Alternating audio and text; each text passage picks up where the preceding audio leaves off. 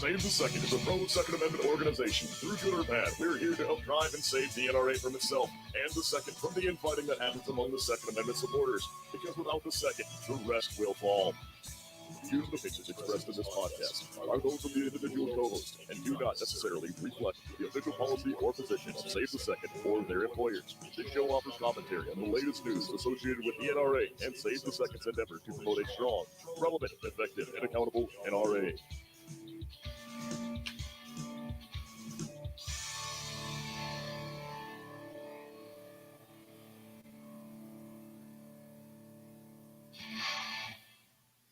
A well-regulated militia being necessary to the security of a free state, the right of the people to keep and bear arms shall not be infringed. My name is Ron Carter. Welcome to episode 23 of the Save the Second podcast. Today is August 6th, 2020, and my rifle identifies as a fishing rod.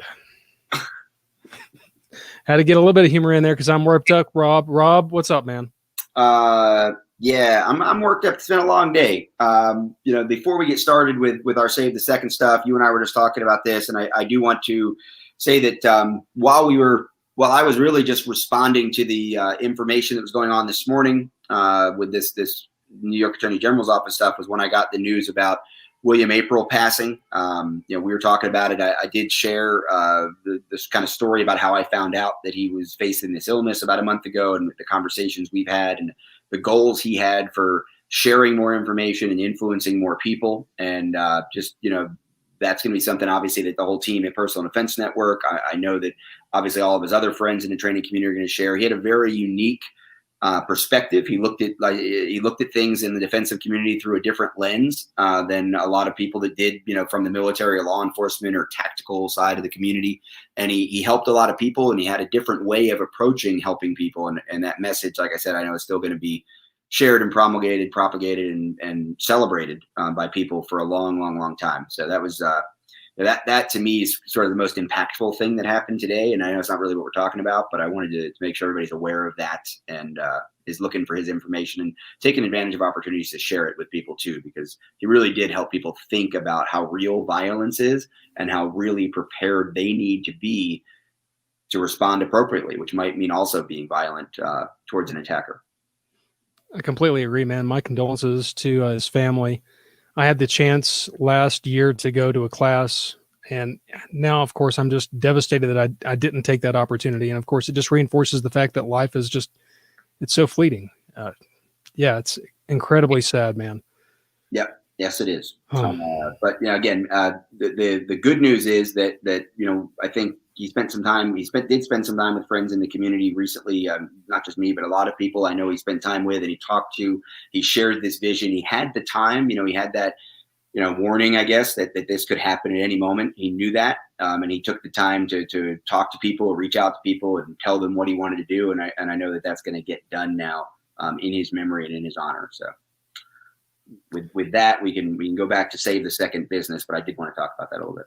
Absolutely. Thank you for bringing that up, man.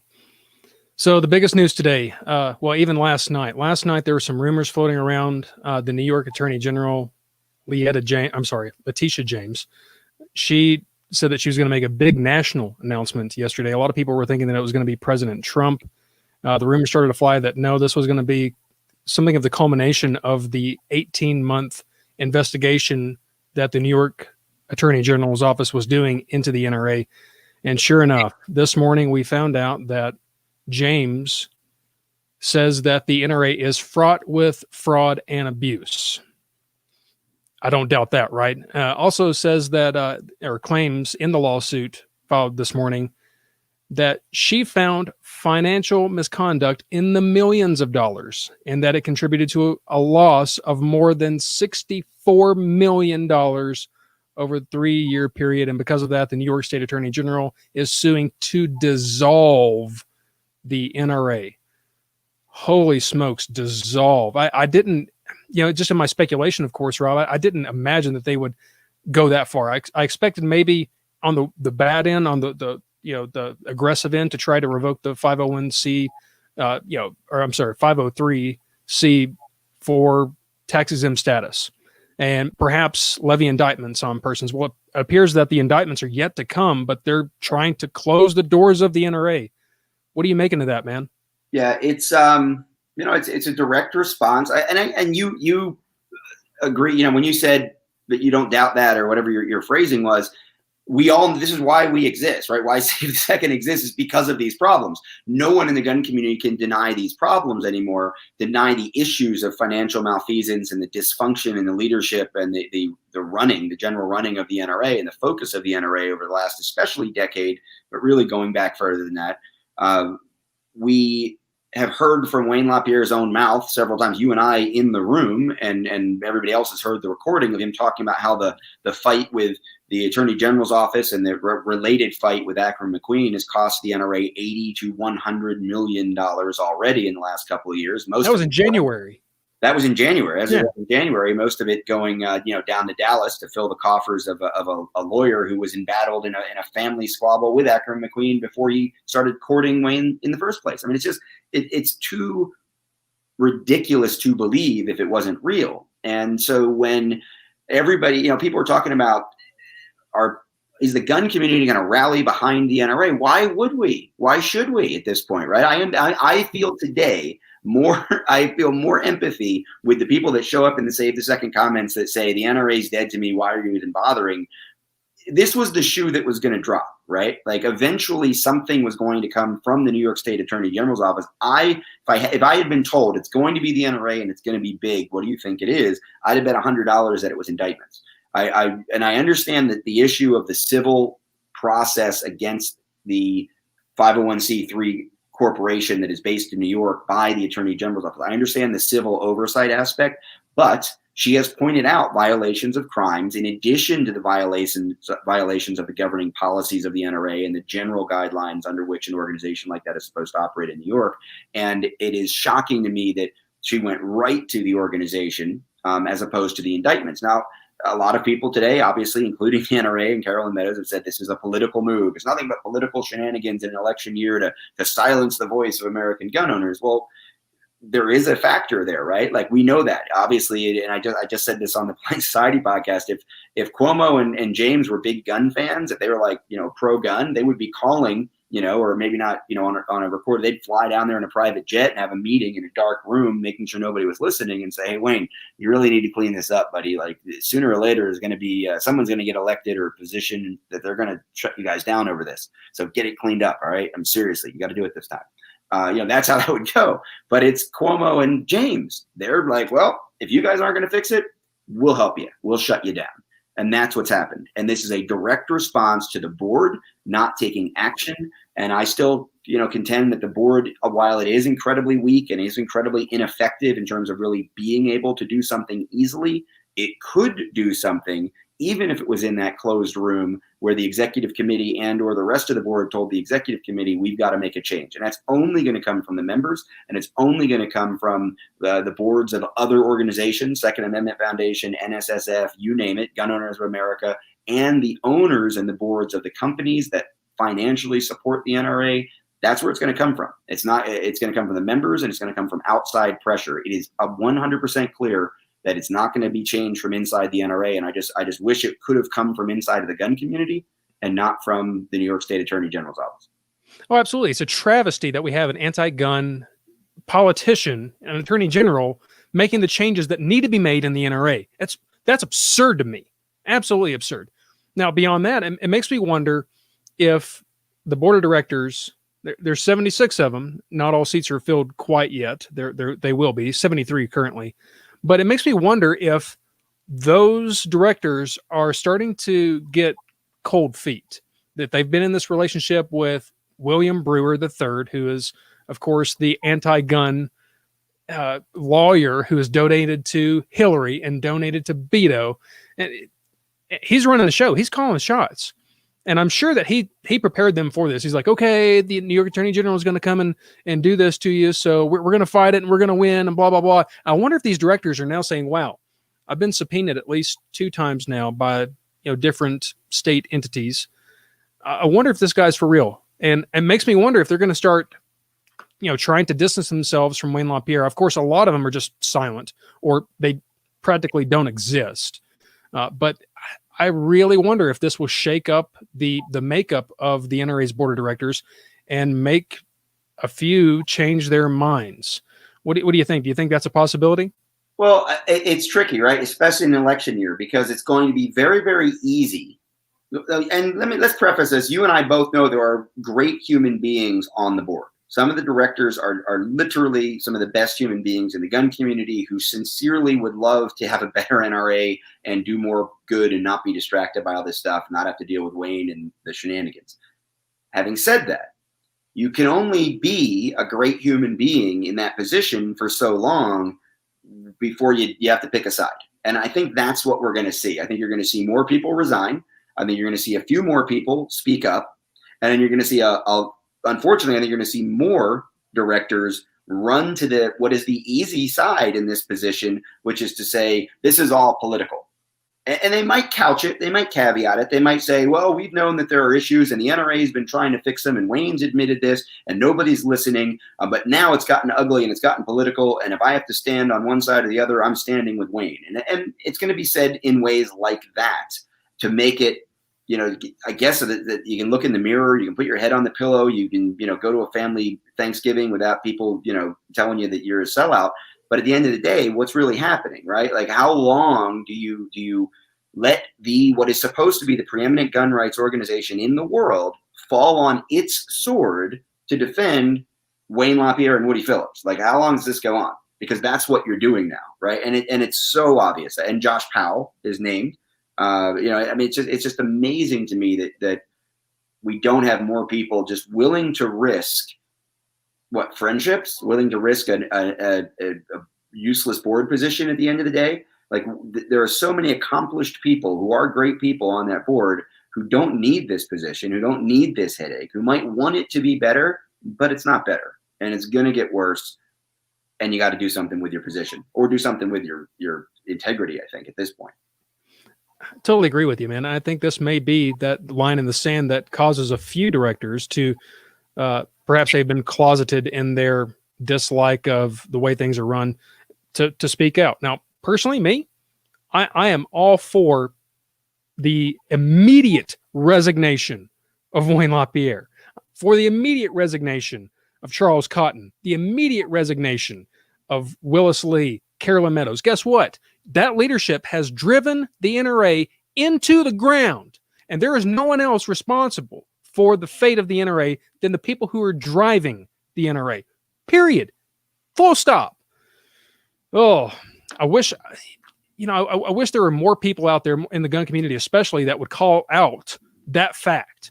Yeah, to me, there is no difference between the disgusting anti-gun and anti-rights politicians and the person in charge of the NRA that is absolutely malfeasant and embezzling money and enriching his own pockets. By God, if Wayne LaPierre goes bankrupt and then goes to jail, I would feel almost vindicated, because that's where my member money has gone. My member money has gone to his wardrobe. My member money has gone to Woody Phillips embezzling money, to Josh Powell's sexual harassments. Buddy, the more I think about it, it pisses me off even more. And this also comes a year and 5 days after the resignations of 3 NRA board of directors, Sean Maloney, Esther Snyder, and Timothy Knight.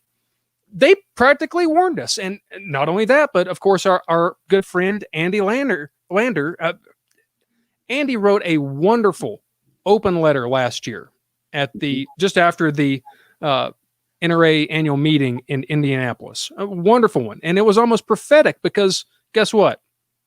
They ignored it. And we're facing now the dissolution, the destruction of the NRA. Good God. Do these directors not realize what's at stake? Are they just like smiling and nodding and saying, yeah, this Kool-Aid is great, I love it? I think some of them are. I think there's a few of them are. And this is my concern, right? Is that there are so few who have spoken up and stood their ground, right? Everybody knows I wasn't a big fan of the resignation. I understand why those 3 decided to get out of the way. I was hoping that when they got out of the way of the line of fire, that they would still be engaged in the fight. They haven't been, unfortunately, especially, this year. It's been pretty silent on that front. I think that when you look at the makeup of the board right now, again, I think you've got a lot of people who are genuinely hopeful for change, but not willing to force the change. And when they get to the point where they're willing to force the change, unfortunately, they realize they can't, is what I've seen with board members, and they decide they're going to get out of the way, right? And or ride out their term and not run for reelection, or simply resign. And we've had that happen with some of the greatest hopes and the strongest fighters and the people that really were in the best position to make a stand within the board, whether it was going to work or not, right? I think that's kind of the whole point of my position on this. Is I get it. I'm not running for the board because I get that the board position isn't powerful enough to really affect change. But if you've got it, you try, use it, make the statement, take the stand, if you will. And that's really what's disappointing here. So, and I've got friends who are going to hear this, or they're listening right now. They're going to listen to it. Somebody's going to send them a link, and they're going to, they're going to know that, well, yeah, Rob started talking about me. And I don't know if that makes them mad, if it's like, yeah, I know, I get it, Rob, you've said it a million times, or if it makes them, reconsider one more time, with being willing to risk whatever it is they think they're risking and putting out on the table to say, yes, I believe Wayne LaPierre should get out of the way. I believe Wayne LaPierre should step down. I believe Wayne LaPierre should be removed by the board, and I need 75. I need other board members to join me in that. Really, they don't need all 75, but it'd be nice if somebody just simply put it on Facebook, put it on Instagram, call the Washington Post, call the New York Times, call Rolling Stone magazine, call somebody, call Fox News, and say, yeah, I'm one of the 76 directors. I'm one of the 73 directors, and I've had enough. I do agree with many American gun owners and many NRA members, and maybe even some of my fellow board persons, that Wayne LaPierre needs to step down immediately. And I'm kind of disappointed he hasn't. And I don't know who's going to say that. I don't know who is willing to say it. I know a whole bunch of people think it. I don't know which one of them is going to say it. Yeah. So today was also a double-edged punch, right? A double whammy. Not only was it the New York State Attorney General that is suing for the dissolution of the NRA, but also the District of Columbia Attorney General, who is suing the NRA Foundation. Right. Now, a lot of people don't understand why that's relevant. I think it's relevant not only because we saw evidence, or I shouldn't say evidence, speculations. I saw speculations because I don't know, the difference between a foundation and a coalition, but that's me. So no, we saw last year, especially, where the general fund of the NRA was used to pat the pockets of anybody and everybody. And, Marion Hammer gets $270,000. There you go, Marion Hammer. And they went into the red. They started going in the negative. And so they started to pull money from the foundation to supplement their gross spending. That seems to me why the District of Columbia Attorney General is suing the foundation. Is that what you're making of it? Yeah. Again, it's an inappropriate use of funds.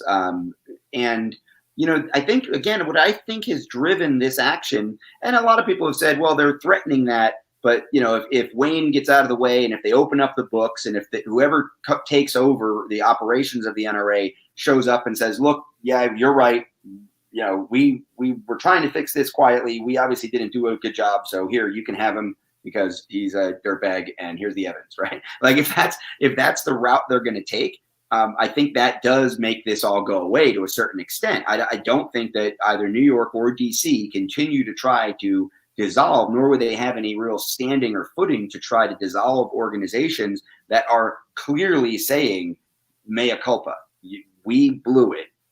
These guys are the ones that took advantage of the situation. You can have them. We're done with them, and we'll help, or we'll talk to you, or whatever, but leave us alone. I think that they don't ever get left alone in New York, but certainly the NRA can move on and then restructure and then move to Texas, or move to New Mexico, or move to Arizona, or move to Nevada, or Alaska, or whatever, move to West Virginia. I mean, they don't have to go that far, right? It's 50 miles. But the reality is that there's this political aspect, especially in an election year. And I talked this morning before this press conference, before the news broke, about Jason Ouimet's interview with Stephen Gutowski over at the Washington Free Beacon. There's a great article was written. Really? gave a one-on-one exclusive interview with Stephen, and he talked about the strategy for the election coming up. And I was asked about it, and I said, look, I've had great conversations with Jason and some of his team members. I think that they are sincere when they look at me and say, man, can you just give us a chance? Like, give us a minute here, like we can show everyone, not just me, but we can show Save the Second. We can show the concerned American gun owners. We can show the concerned American American gun owners and members of the NRA that we are going to fix this. We are working to fix it. We know there were problems, and we're going to get this right. And yet we can pick up, and Chris Cox was a great loss. Everybody feels that way, but we're going to move forward. Give us a chance. I hear him, and I heard him when he said that at the winter board meeting or SHOT Show, whenever we had these winter board meeting, I think. Yeah. Yeah. But I also talked to him at SHOT Show. So whenever get these things at the State of the Industry event that night, when these guys are saying these things, I believe them, the new blood, right? But they aren't getting rid of the old blood fast enough. They aren't making the reforms happen fast enough for anybody. Not for you, not for me, not for the American gun owners, and obviously not for the attorney generals in D.C. or New York. And that's the problem. So, I mean, I love the strategy. I get it. Like, hey, swing states, and no, we're probably not going to spend $50 million, but we're going to spend tens of millions. Acknowledging that the down ballot stuff is really important. I think the NRA is far too focused. I think all gun community is far too focused on who gets into the White House. We need to keep the Senate. We need to strengthen the Senate if we can. It's far more important. But at the end of the day, what he said was sound, right? Like, it may not be Rob, but I'm not in charge, right? Like, not what I would do, but what he said was sound, and it was good news essentially this morning. It was honest. It was an honest interview, I really thought. And then boom, right on the heels of that, it's like, okay, that's cute, except we're also going to shut down the primary NRA for not NRA ILA, but we're going to shut down the NRA, which is obviously the source of the funding and the marketing and the PR and everything else that fuels what the NRA ILA eventually does. Unfortunately, it's also been fueling family vacations and shenanigans for Wayne and his crony. Yeah, 100%. And see, that's my problem that I'm coming back to. I'm of the opinion now that no matter what scenario you pick, the NRA doesn't survive. Okay, so let's say magically, and this would be absolutely magically, that the NRA survives the New York State Attorney General. Well, okay, so then you also have the DC Attorney General. You also have the New York State Department of Financial Services, which is going to sue them for millions of dollars because of their carry guard fiasco. Beyond that, you have NRA versus Oliver North. You have NRA versus Ackerman McQueen. Holy smokes, Rob! You and I both got subpoenaed. They were wasting money well before any of this legal stuff started to happen, and now that the legal stuff is happening in full swing, I don't see any potential for the NRA to survive, because they've just absolutely wasted members' money, in every shape, form, and fashion. Look at Wounded Warrior Project, right? So Wounded Warrior Project, let's go back 8-9 years ago, right? Everybody's favorite charity in the gun community, tax community, whatever. They were doing great work, all kinds of important things for veterans and their families. The global war on terror through the 2000s decimated a lot of human beings and families, and Wounded Warrior Project came in to try to help, and they got really popular doing it. They raised a lot of money to do it. And I saw their volunteers, the people that came out to events. I met them. I talked to the people that were helped by Wounded Warrior Project. So when the first rumors, inklings, not just rumors, but when the first leaks came out about the malfeasance there and how they were wasting money, I was one of the people that said, look, I don't know what's going on. I think it's in Pittsburgh. I don't know what's going on in Pittsburgh, but what I do know is I've met some of the people that are working on the ground. I've met some of the people that have been helped, and that part's real. So yeah, if $100 million is going in and $900 million is going into somebody's pocket, 90 million is going into somebody's pocket, there's still 10 million that's doing some good, because I've seen it, right? So let's figure this out. Then it turns out, wow, yeah, it was horrible. It was bad. It was as bad as the NRA is. The NRA might be a little bit worse, but it's that bad. It's on that scale. They rebooted. They said, you caught us. You're right. That guy's out. That other person's out. Those people are out. We're going to take a minute. We're going to catch our breath. We're going to come out with a new team. And a few years ago, they did that, and they're back. And people respect the admission. People respect the reform. They respect the reboot. And Wounded Warrior Project is not what it was 8 years ago, but it's doing good work. It's a respected organization again. It's a trusted organization because they faced the flames that, the fire they lit. The NRA hasn't done that. So I think that's the only out, right? The only potential out here, the only potential positive outcome for the NRA is that they stand up, face the flames of the fire that Wayne LaPierre started, and that a lot of people on the executive committee, you went down a good list of them, and are fanning those flames. And yet, at the same time they're fanning them, they're trying to, pull the shades down so nobody can see the buildings, engulfed at this point. You just got to get rid of it. You got to clean house. You have to admit that there were problems, admit that there were mistakes. It doesn't mean Wounded Warrior Project doing that doesn't mean that helping wounded warriors and their families is bad, right? It means those people that did that under that banner were bad. They were bad actors. And that's the same thing we've got with the NRA. It doesn't make the goals of the stated open goals of the NRA or the interests of the members or gun rights or defending the Second Amendment. None of that's bad. But there's some bad actors that need to, and some bad things got done. And only in facing them, and it's essentially what I said, at the members meeting a year and a half ago, Mr. LaPierre, you said First Amendment. Great. How about that? Let's get some transparency. Let's make sure that we just deal with whatever we've got so we can get back to the business of protecting American gun rights. And that, 16 months ago, was it? They haven't done it. I'm not the only one that said it. There are people inside of those walls and inside of those executive committee meetings and executive session meetings of the committees that have said it. It's just not getting done. And that's the only way out. Get it done. So one thing I noticed today, when we posted the link to the New York Attorney General's broadcast, and then we talked about a couple of, or posted rather, a couple of articles talking about it. One thing I noticed is this weird phenomena. I don't get what it is, but there's so many NRA members that willfully choose not to look at the facts and not to look at the crimes, and yet to defend Wayne LaPierre and the NRA and fight the evil Democrats. And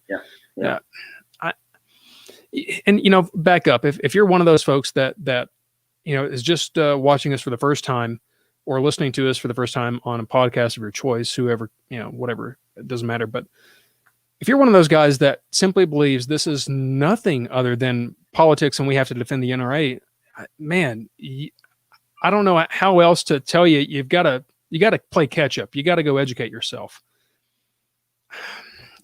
Rob, honestly, to me, I see this type of sentiment, this emotional attachment, commonly in regards to terrible firearms.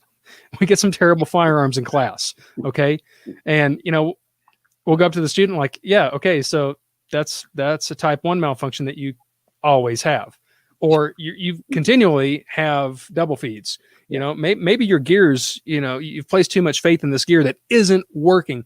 How do you think we reach the average NRA member, who has this preconceived notion that the NRA has their best interests and all that good stuff? What do we do? How do we reach them? It's hard, man. Because I don't know. Because if I knew, if we knew that, we wouldn't have some of the largest companies in the community still paying money into the NRA, right? If we wouldn't have. I mean, Jason LeMay claims there are 1,000 new members a day joining the NRA. Now, somebody asked me about that. Do I think that's true? And what I don't think Jason's lying about that. All right. What I think he's doing is he's rounding up. So let's say anything over 800, you could generally in an offhanded way say, yeah, we got about 1,000 members a day joining, right? So first of all, that's the first fudge. Potential. I don't know. The other, I feel like I'm Trump now. I don't know, maybe, right? But could be, but it's not a good feeling for me. But let's just say that that's the deal. First of all, he's rounding up. Maybe one day it was 1,050 and he rounded down. But first of all, there's rounding going on. We know it's not exactly 1,000 members joining every day. Right? Can't be, yeah. The other thing that's going on is there are still organizations. There's still, gun ranges. There's still gun shops. There's still plenty of retail organizations online and stuff where there's somebody gets a little, join the NRA for only $15 with this purchase. Or when if you're going to belong to this range, we need you to join, but we got a deal for you. You can join for, $12 or $25 or whatever. And there's a lot of that goes on still in the community. And some of it's just institutional inertia. I mean, we've got a form, for example. So my company, IC Training Company, is based down at Ancient City Shooting Range in St. Augustine, Florida. And there is a form, and there's a note on one of the web pages, and there's a form that has, are you an NRA member or not? Or we request all of our range members to be NRA members. They don't enforce that. And anybody who asks is told, look, yeah, that's kind of an outdated form. We haven't changed it. We haven't updated it. The guy who runs the website is supposed to do it, blah, blah, blah. But still, they get memberships because of this. So, but the NRA, but there are people who said, oh, I joined the NRA last week so I could get here because they didn't ask. And it does say that on a website. I get it. But if that's happening, 3 times a month at that range, which when we are very specific to, look, if you join Florida Carry or you join Second Amendment Foundation, Firearms Policy Coalition, you can be a member of any state or Florida state or national gun rights organization, and we respect that as much as we would the NRA, maybe more at this point. That's what they get told, and yet we still are contributing members because of that thing that hasn't been changed on the website. And if Charles, if you're listening, get it changed on the website. So the 9 out of 5. But anyway, point, that's happening. So if we think about all the people that are spending money in the gun community, all the people that are running out and buying gun range memberships, and all the people that are new to the community, when they're asked, are you an NRA member? And somebody behind the counter wants the set of steak knives, or they're in the inertia mode, or it's a checkbox on a website that hasn't been updated. I think there's a lot of that. I think there's a lot of institutional inertia. So 1,000 new members a day. And I don't really remember if he said 1,000 people joining or 1,000 new members. Remember that renewals. I mean, maybe he's counting renewals too, and that could be a thing, whether they're automatic renewals or they're people who are just checking the box on the email or alert or whatever and renewing. So there's all kinds of ways that number isn't a lie, but also doesn't really mean that in the last month there's been 30,000 people added to the NRA's membership. And let's be honest, at the end of the day, if that's 120,000 members, if we ended up with what would that be? 365,000 members. So we ended up with huge, right? 365,000 members join the NRA this year. If that was 1,000 people a day exactly and consistently for 365 days, that's still not a 10% increase in NRA membership. True. So it may sound cool and it sounds like a big number, but first of all, I don't think it's meant that way. Like there's really 1,000 new people. And I also think even if it is real, it's not enough to move the dial. It's not enough to really change anything. There's 110 million plus American gun owners, and we've been using that number for a long time. And yet we know we have a lot of new gun owners this year. So if that number is north of 110 million and you're only getting 365,000 of them to join this year, that's the NRA failing. Yeah, 100% failing, especially considering that in February, there were enough NICS checks to arm the entire Marine Corps. That's just in February alone. So I mean, everything got crazy. Yeah, exactly, precisely.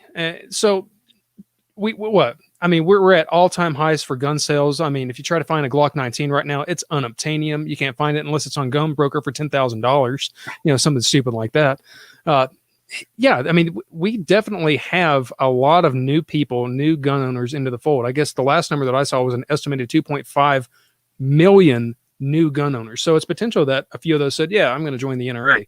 Sure. Or maybe they were a member years in the past and they decided to renew. The other side of the coin there is the vast majority of NRA members are not you and I. Well, I mean, maybe you, with the AARP guys. I feel like you're calling me old, right there. Just a little bit. I mean, come on. No, you're not that old. I love you to death, man. You got that gray though. I mean, you need to shave again, but no, I'm kidding. But seriously, and to be serious, I wonder how many NRA members a day are just dying of natural causes.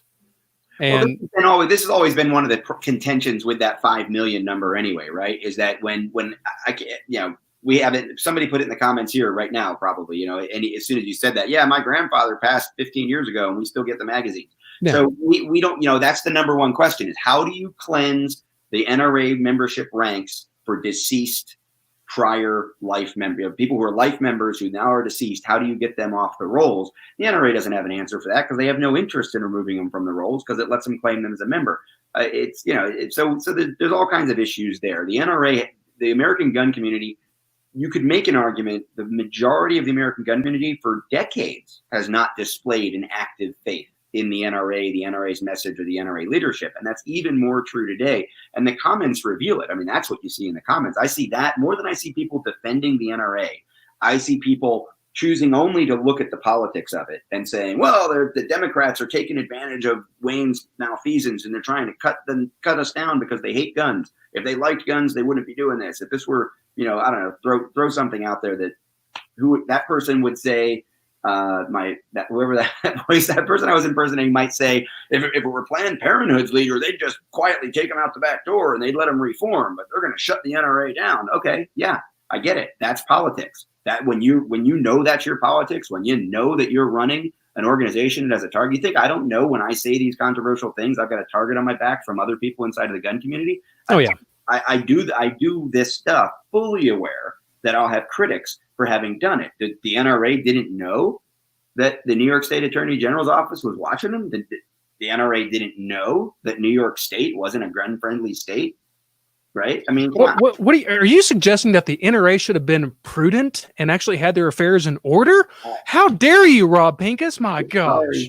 So yeah, I think that's it. People don't really defend the NRA. They just want to focus on attacking the people who are attacking the NRA, and it becomes the NRA defense. Because the vast majority of comments I see that aren't supportive to our point of view and our cause, or the cause of reform and a stronger, better NRA for the future of American gun rights, people who don't support that overwhelmingly, the people who are critical in our comments are people who've given up on the NRA. And they ask me, why are you wasting your time?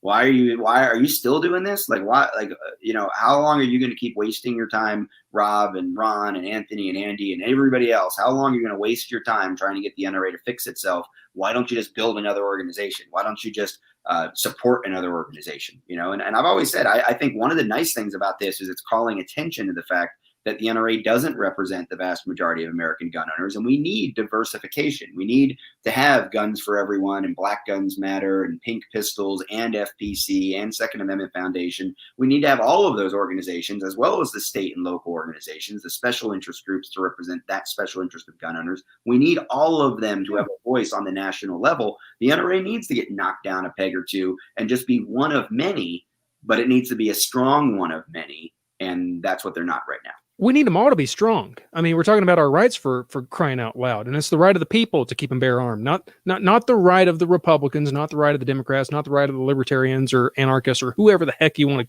to, put in there. It's the right of the people. So yeah, I want the NRA to be just as strong as all of them, if not more so. And likewise, I want the Pink Pistols to be freaking knocking it out of the park and kicking butt and taking names. I want Maj Toure to keep doing what Maj Toure's doing, because Maj Toure is freaking awesome. The list goes on. Matt LaRosiere, Firearms Policy Coalition. Holy smokes. Listen to him with, Coffee with Craig this past, I guess that was yesterday. Amazing. They're doing amazing stuff. Why would it be bad that we would want the NRA to succeed? It's now, granted, I totally get the folks saying or being critical, because I'm right there with you. I mean, at this point, honestly, I would prefer the NRA to be obliterated rather than continue perpetually being corrupt.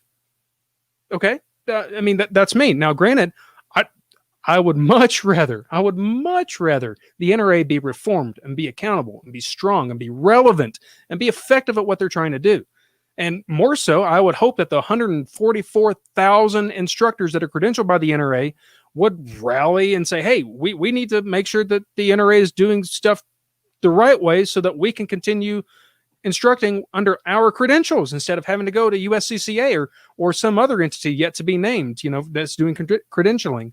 Let me comment on that. Obviously, just full disclosure, I did write the live fire curriculum for USCCA. So that is, the program powered by my company and our, stuff. And it's a great program. And obviously I support it, and I support people going to it.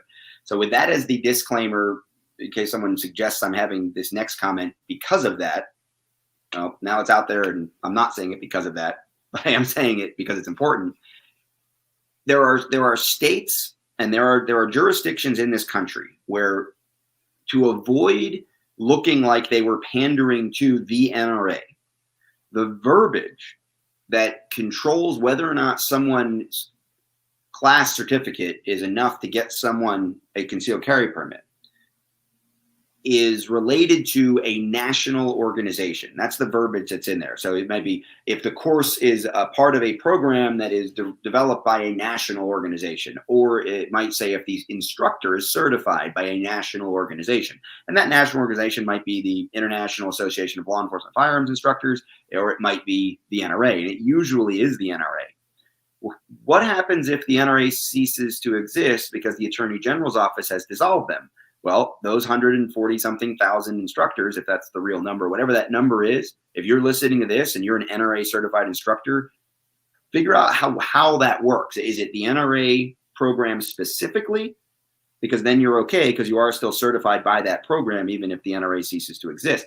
But if it's credentialed by or a course from a national organization, if the national organization isn't there anymore, we get it. The state's probably going to rewrite the rules. But if your state is Virginia, how are they going to rewrite those rules when they're not going to rewrite those rules? They're going to say, oh, yeah, well, good luck with that national organization thing because your biggest one just went away. Yeah, California, Hawaii. I mean, but now certainly Arizona, if that was Arizona's verbiage, they'd rewrite it and they would say, or previously, or within the last 5 years, and give you a window where you can, but right now, that's the way I would read it, especially if you were in a state that was more anti-gun or more pro-gun control, they would instantly turn around and say, look, that organization doesn't exist. You're not certified by a national organization. Sorry. Take that for what it's worth. It's one possible fallout piece from what the NRA's leadership has done, is that they could undermine legitimacy of the entire infrastructure of the concealed carry permit process in the vast majority of states by getting shut down by the New York State Attorney General's office. And don't think they have to be dissolved, because if their operations get suspended, that could very well be read by certain states as, sorry, that organization's right now under investigation. The leaders are under indictment. They may get they might get dissolved, and they are shut down. We're not recognizing your credentials anymore, and that's a big deal. That's a huge deal. 100%. Had a conversation with one of my instructor buddies this morning about that very thing. One of the other questions that I had, a friend of mine asked me today. It's one I didn't know exactly how to answer because, well, I'm not a lobbyist. I don't know many lobbyists, and the NRA, for what I understand, has the most lobbyists of any Second Amendment organization in the world. And if their lobbying arm does get shut down, who fills that void? Is it FPC? Is it GOA? Is it Second Amendment Foundation? I mean, that's a huge void to fill. What do you think, man? It is. It's one of the reasons that I've always focused on grassroots activities, and obviously the NRA tries to motivate grassroots activities too. In fact, Jason Wumay mentioned it in his interview that came out this morning before this, disastrous announcement from New York. We have to remember that at the end of the day, like, the lobbyist is the lobbyist, and the lobbyist is throwing around money maybe, and the lobbyist is making promises, and the lobbyist is doing what lobbyists do. But at the end of the day, it's the voters that are going to matter. And I think that empowering, I wouldn't care to worry so much about that. It's going to come down to, especially at the state level, which organizations are registered, which lobbyists are allowed to take on these clients that work inside of the gun community. Obviously, private companies can have lobbyists, and it's that vacuum will get filled, because guess what? Those lobbyists, when you dissolve an organization, the people don't literally dissolve, right? So those lobbyists still have to make money. They're going to go somewhere else. They're going to be raising their hand, and they're going to be going to LinkedIn and letting everybody know, hey, I'll lobby for you, Brownells, or I'll lobby for you, Freedom Group, or I'll lobby for you, Daniel Defense, or whatever, and to include FBC and Florida Carry and Second Amendment Foundation and anybody else that'll throw money into that pile, obviously. I mean, that's the thing. Let's not forget, Wayne LaPierre was a Democratic lobbyist, working with a Democratic lobbying firm before he got recruited into work with the NRA. So the history of this whole thing plays a role, and the future of this whole thing, it's going to get decided, unfortunately, by people, the way it looks right now, that don't have our best interests at heart. It's now getting controlled by people who want to take away our gun rights, who have taken away our gun rights in the state of New York. That's the people controlling the narrative right now. That's the people controlling the future of the NRA right now, because of what the failed leadership of the NRA has done and continues to do. I got a jet, man. I'm sorry I missed last week. I think we're going to try to do this again Sunday afternoon with some of the other guys too, Anthony and Andy. Yes. Maybe get some more comments or call-ins or something. But I appreciate you. I know you were fired up today, and you kind of pushed me like, come on, man, let's vent a little bit. Yeah. If people are talking about it, it's important to talk about. We'll do it again on Sunday, and obviously I'll share this in all the social media. And I am interested in the comments. I guess I'm not interested in the guys who are like, why don't you guys just give up and let it go? Fine, whatever. Like, I got plenty of other things I could do. Like, if you're really that concerned, go support one of the other things I do and stop worrying about me wasting my time and save a second. On the other hand, I am interested in the comments in terms of, what people have heard, what people have seen, what people think is going on if we haven't covered it. I get it. Like if you think George Soros is funding this, okay, maybe he's buying a couple dinners somewhere, but at the end of the day, he didn't pay Wayne LaPierre to basically steal money from members, right? That was Wayne LaPierre. So, but if somebody has some insight, some interest, and if there's anybody out there, gangster capitalism, man, they just slam dunked all the inside conversations. Like, I mean, I know we don't have cool, like high quality audio production, but if somebody wants to come out and speak, if one of the directors wants to come out and make a statement, for or against Wayne LaPierre, we'd love to have you join us Sunday, I'm sure. Absolutely. And the comment section, like you mentioned, man, it's rocking. I would encourage you all to go and try to read this. Of course, if you're listening on the podcast, jump over to our Facebook group, or rather our Facebook page. Frank Tate made a very interesting comment just a few moments ago. He says, I think the suit against the foundation is very serious. Both the loans and the excessive administration fees charged to the foundation that were not charged to the ILA. Oh, that's very interesting. But yeah, Rob, I get it. You got to go. We've been on here for 46 minutes. We're going to try to hit you back up, of course, on Sunday. Hey, give us your final thoughts, man.